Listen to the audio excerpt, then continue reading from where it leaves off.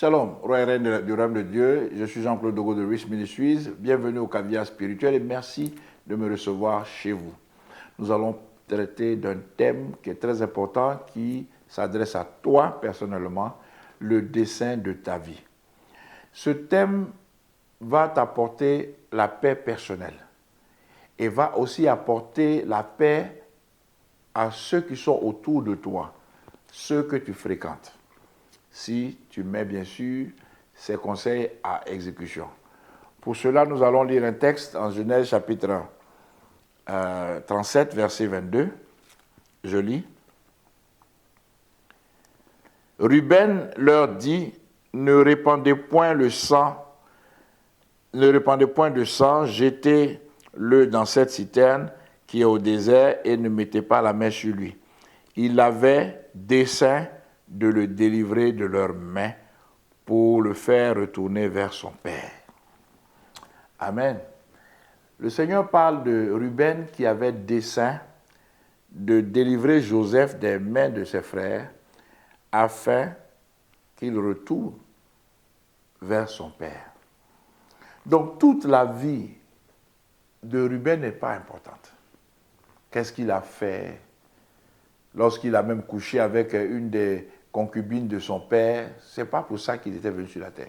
Il est venu sur la terre pour délivrer Joseph de la main de ses frères et pour que Joseph puisse retourner vers son père au moment opportun. Bien-aimé, peut-être que Ruben n'avait pas conscience de ce dessein. Et nous sommes aujourd'hui ici devant vous pour vous aider, pour nous aider à avoir conscience du dessein pour lequel nous sommes là sur la terre. J'étais dans une église en Côte d'Ivoire et un pasteur a prié pour un bébé et ça m'a marqué. Il a dit que lorsque Dieu veut régler un problème, il envoie un bébé sur la terre. Moïse a été envoyé sur la terre pour sauver le peuple d'Israël de l'esclavage et les ramener en Israël. Donc chaque bébé qui vient en réalité pour régler un problème. Donc c'est ce problème qui vient régler qui est son dessein. Ruben avait le problème de sauver Joseph et il a fait. Il a agi selon son dessein. Quel est ton dessein? C'est pour cela que, bien aimé, il est très dangereux d'avorter les enfants. Parce que les enfants que vous avortez là, ils sont là ou ils devaient être là pour régler des problèmes dans votre vie ou dans la vie de la nation, ou dans la vie du quartier, ou dans la vie de la ville.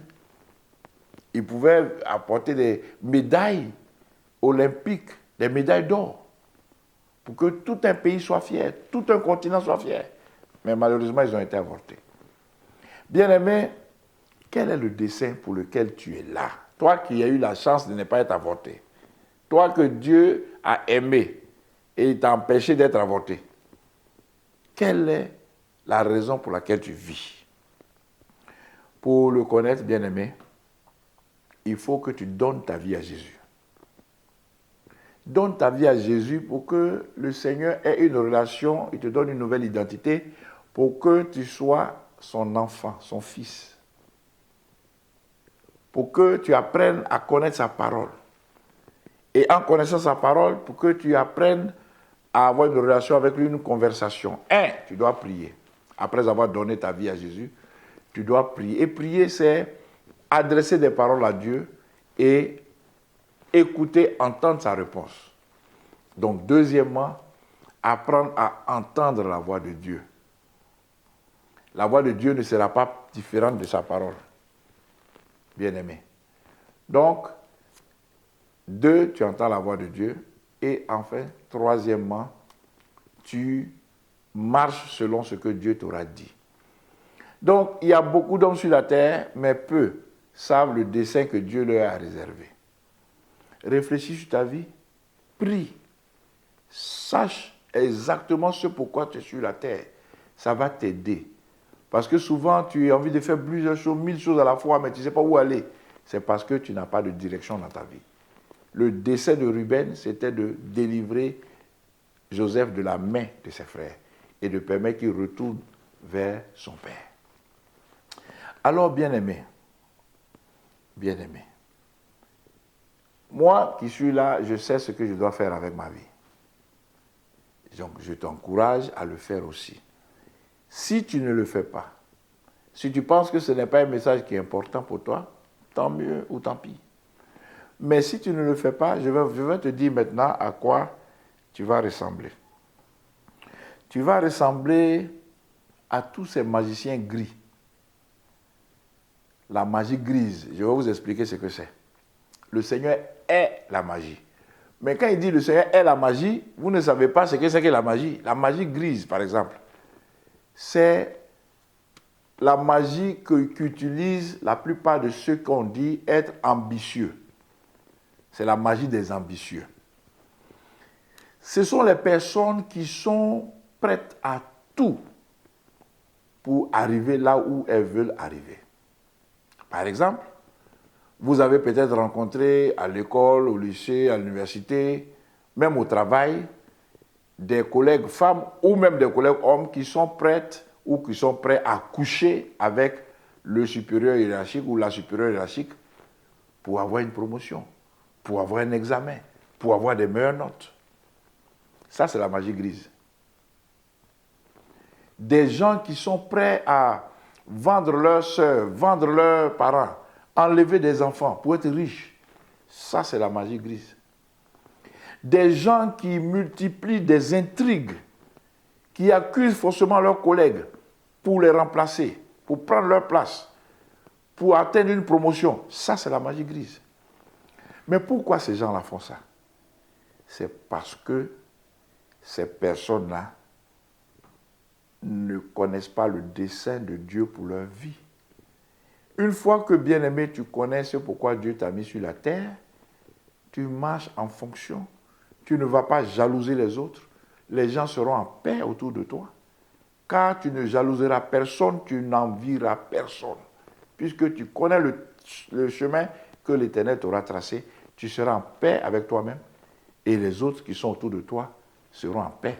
En conclusion, cette vie dont nous parlons et le dessein qui en résulte n'est pas une vie que tu vis seul, mais tu vis cette vie en relation avec plusieurs personnes et personnalités et même entités. J'étais en France quand j'ai entendu un message qui m'a mis de l'ordre dans la tête. J'étais content, j'ai dit, mais attends, je ne savais pas ça. Mais à force de réfléchir, j'ai compris que le message que j'avais entendu n'était pas prêt, n'était pas complet. Voici ce que le pasteur a dit en France, dans une église évangélique. Il a dit que la priorité dans ta vie, c'est 1. Dieu, 2. La famille, 3. L'église ou l'œuvre de Dieu. C'est ce qu'il avait dit. Mais après mûre réflexion, mûre investigation, j'ai compris qu'en fait, il avait raison. Première personne dans ta vie, c'est Dieu. Ensuite, ta famille. Voici ce que le Seigneur dit à 1 Timothée 5, verset 8, que celui qui n'a pas soin de sa famille est pire qu'un infidèle. Troisième priorité, c'est ta patrie. C'est ta patrie. Les gens oublient ça. Ils font comme s'ils n'ont pas de pays. Et c'est pour cela qu'ils sont traîtres à leur nation. Ta patrie. C'est la troisième priorité. Et tu peux lire Esther chapitre 4, verset 14, quand Mardochée disait à Esther, si tu t'étais aujourd'hui, le secours viendra d'autres d'ailleurs et ne pense pas que toi et ta famille vous allez échapper. Donc si ta patrie est en danger, interviens, lutte pour que ta patrie soit libérée. Lutte, sois un patriote, aime ta patrie. Ensuite vient l'œuvre de Dieu ou l'Église. Et ça, tu peux lire en Psaume 26, versets 5 à 12. Après cela, les parents. Hein, tu peux lire ça, on peut lire ensemble même. Matthieu 10, 37. Matthieu 10, 37, on va voir ce que Dieu dit sur les parents. Hein, Matthieu 10, 37. Voilà, je lis. Voilà.